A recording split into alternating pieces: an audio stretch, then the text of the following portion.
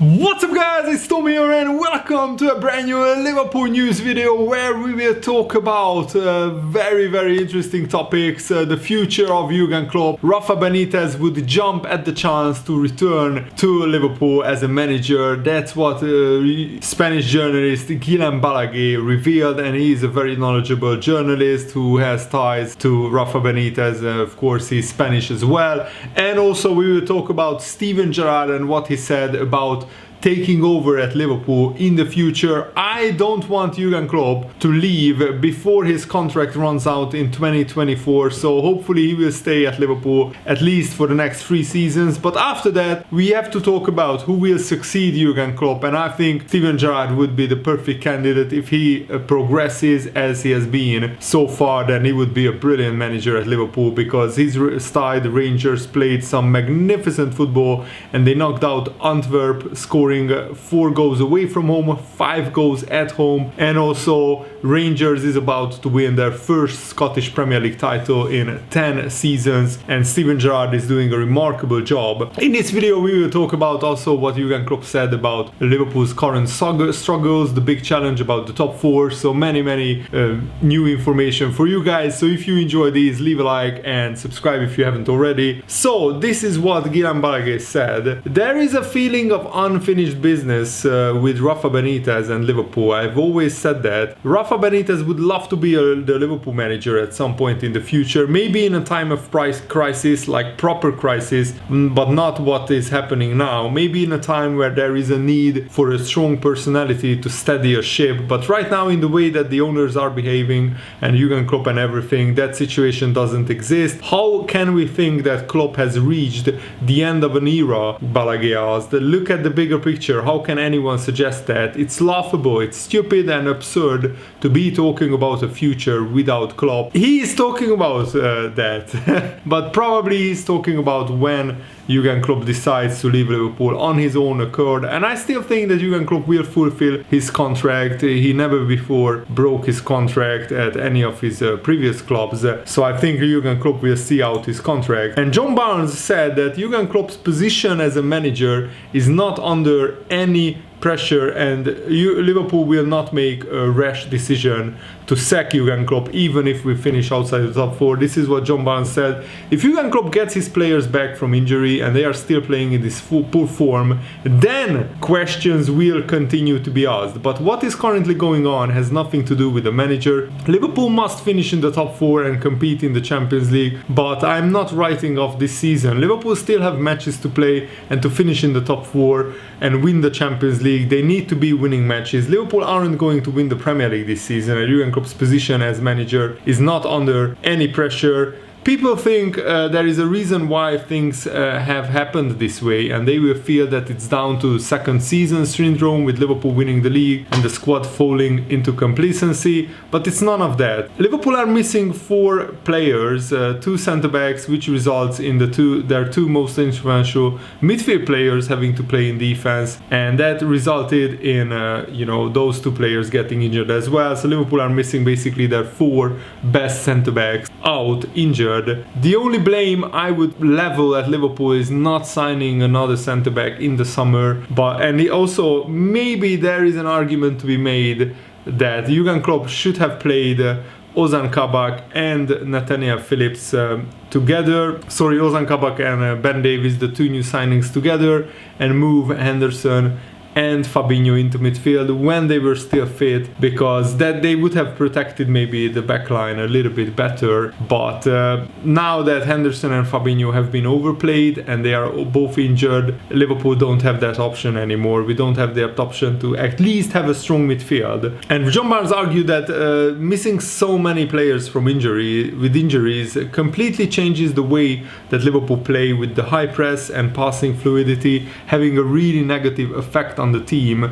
Man City have enough players in their squad that when they lose 3 or 4 players to injuries, as they have done at points this season, they can still play well. Then they have a lot of players who suit the style of play that Man City plays. So when new players come into the team, it fits perfectly. Whereas Liverpool have lost a few players to injury, and they have players who have come in and aren't the same personnel, they aren't playing the same, which affects the team. And I fully agree, John Barnes, Jurgen Klopp should be under absolutely no pressure. This is not his doing, and I think that once the injured players come back, we will see an upturn in form. And I'm actually looking forward to the game on Sunday. I know that is probably a ridiculous thing to say, but I always enjoy watching Liverpool play, even when we are struggling. It's a joy to watch Liverpool play. Not recently, but overall, usually I'm always optimistic. I'm a glass half full person, so I always look forward to watching Liverpool play and hoping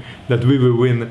And if we don't beat Sheffield United, then I don't know where Liverpool will go from there. And Steven Gerrard gave an exclusive interview to Danny Murphy where he said, "I know lots of Liverpool fans want me back as manager one day, but the owners have to think I'm good enough first." And he talked about the potential of becoming Liverpool manager in this interview. So Danny Murphy said, "People assume that you are going to be the next Liverpool manager because of your status as a player." And this is what Gerrard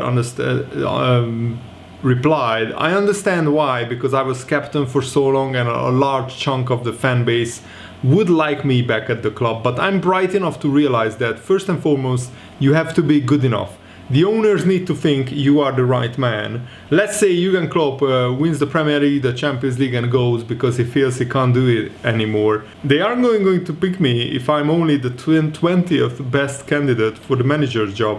And nobody asks if I think I need 2 or 3 goals elsewhere. If I got the chance at Liverpool, I would want to be best prepared. You can't plan everything season by season. If things turn in months, you would be out of work. That's how brutal the job is. But you are aware before you go in."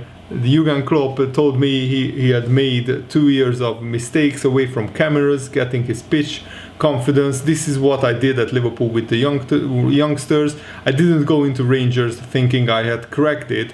Am I ready for the Liverpool job right now? Maybe not. And I'm pleased with the situation at Rangers," Gerrard continued. "We have improved the team, the stadium, the training ground, medical department and sports science. There has been definite progress, but I don't sit back content with the situation. I need to keep pushing this in every way. We are 10 points or so better off than last year, but so are Celtic. It is still a huge challenge. It is hard to chase something that is powerful and improving themselves. Can we get there? That is the interesting thing, I have belief." And also Steven Gerrard said something very interesting.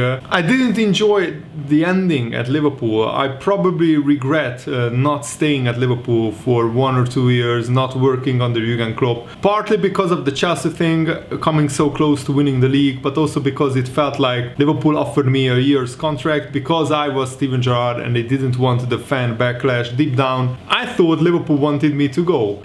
The reality for me was that I was left feeling it's time to leave. I didn't want to play for another team in this country, but I didn't want to stop playing. Would I have done things differently in hindsight? Yes, because things changed at Liverpool. If I had signed the year extension, I may have got a chance to play for Klopp, which would have been a different learning curve. But from a lifestyle point of view and me freshening up for the next challenge in life, it was probably the right thing to go to Los Angeles and have a completely different environment. And then Danny Murphy also asked Steven Gerrard, "Where did you watch the Champions League final against Tottenham?" I actually went as a fan. It was the first time I had been to a Champions League final as a fan. I've done TV work at the 2018 final when Liverpool lost to Real Madrid, but I thought this time I would accept Liverpool's invite and have a nice glass of wine and be with Kenny Dalglish, Ian Rush and all the staff. I had a lump in my throat because Kenny was next door to me crying. I ended up more emotional because Kenny Dalglish was crying rather than the result. It was great and there were some players there from the back end of my era. I knew the pain we had been through. So this interview was done, I think, last season. So Steven Gerrard is doing even better with Rangers. They are doing much better than last season, and Celtic are not doing that well. Celtic are actually 18 points behind Rangers, and the Celtic manager, Neil Lennon, I think, just resigned. So Rangers only needs like 7 points to win the title, so it's almost guaranteed that Steven Gerrard will be a league winner for the first time in his career, and that's really special. and I have all the respect and admiration for Steven Gerrard, but I still think that he needs 2 or 3 years still to be experienced enough to become a Liverpool manager. And Virgil van Dijk gave an update on his fitness, saying, "I'm not fully focused on my recovery and I will do everything I can to be back as quickly as possible. Despite the obvious disappointment, I'm a firm believer that within difficulty lies opportunity, and I'm going to make sure I return better, fitter and stronger than ever before. In football, as in life, I believe everything happens for a reason, and it's important to try and keep level-headed, whether going through the highs or the lows. With the support of my wife, kids, family and everyone at Liverpool, I'm ready for the challenge ahead. I would like to thank everyone for the messages of support. It's meant a huge amount to me and my family, and now I will be doing everything possible to support my teammates in any way I can ahead of a big few weeks ahead as I take my own recovery day by day. I will be back." So that's a great update. Diogo Jota is back in training, and Jurgen Klopp said that Diogo Jota looks very, very good. He was out long term, so we have to see what we can do with that, but in training he looks really promising. And Fabinho is not yet in training. That can happen hopefully soon. And the same for James Milner. So Fabinho and Milner will not be back probably for the Sheffield game, but Jota will be in contention. And Jordan Henderson said that he's obviously gutted to have picked up an injury, and he has undergone a successful operation on the groin injury, but he won't be back before the March international break, so he will be out for 7-8 weeks, maybe even more. His season could be over if he doesn't recover properly in time for the end of the season. But that's I think the worst thing about this injury crisis, that our captain, our leader Jordan Henderson got injured, and I wish him all the best and a quick recovery. Alisson also posted a message on his social media saying, "I would like to thank everyone for the messages and tributes to my beloved father. Our family feels loved by everyone.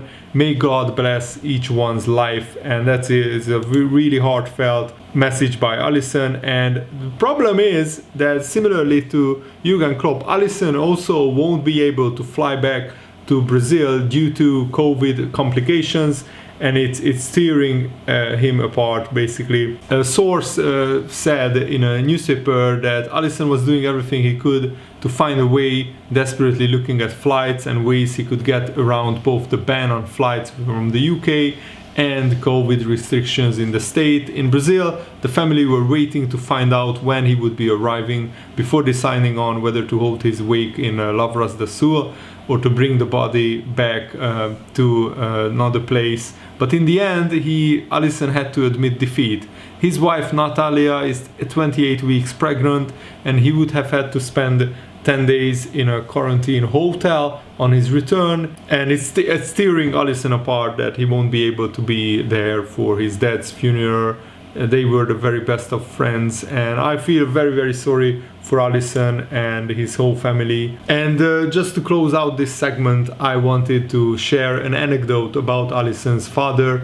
Alisson said that when the World Cup happened, 1998, I'm 5 years old, my brother Muriel is 10. We are watching the Brazil-Holland semi-final at my aunt's house, and of course it's a big party. My aunt had made all this food and there was a big cake and everything. The game goes to the penalties, and my father and uncle are going crazy. They can't take the pressure. They can't even sit down. When Tafarel saves the final penalty, my father runs from the living room to the kitchen, screaming his head off, and then what does he do? He smashes his face right into the cake, and then he runs back into the living room with icing all over his face, screaming, "We are going to the final, we are going to the final." As a little kid, it was the funniest thing I had ever seen. My dad was crazy in the best way. 20 years later, his son is going to the World Cup, and if I am being honest, I am probably more like him than I would like to admit.